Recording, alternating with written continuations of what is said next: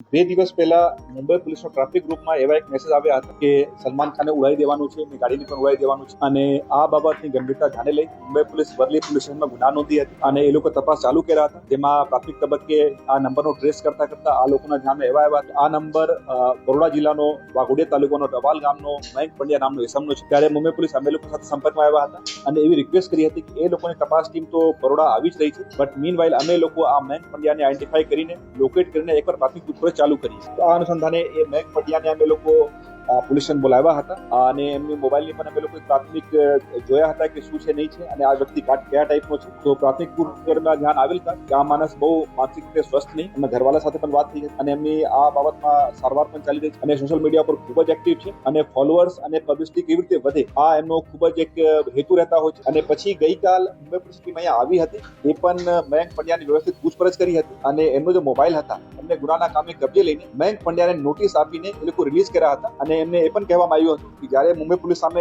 હાજર થાય નિવેદન આપવા માટે ત્યારે આપણા સારવારનો કાવડો પણ લેતા હતા. એ મેં આપને વાત કરી, એ પોલીસને કોન્ટેક્ટ નહીં કર્યા હતા. એ મુંબઈ પોલીસનો ટ્રાફિક લાગતો ગ્રુપ હતા જેમાં ઘણા બધા પબ્લિકનો માણસો જોડાયા છે, મીડિયાના મિત્રો જોડાયા છે અને ટ્રાફિક અવેરનેસ લાગતું કે બીજી કઈ બાબતો હોય એ ગ્રુપમાં શેર કરવામાં આવે છે. અને જો મેં વાત કરી કે આ માણસનો એક મયંક પંડ્યાની એવી એક ફિતરત હતી કે જ્યારે પણ કોઈ પણ ગ્રુપમાં એમને એડ કરવા માટે રિક્વેસ્ટ આવે તો કોઈ પણ ગ્રુપમાં જોડાઈ જતા હતા અને એવા મેસેજ કરીને એમની થોડી પ્રસિદ્ધિ થાય એવા પ્રયત્નો કરતા હતા.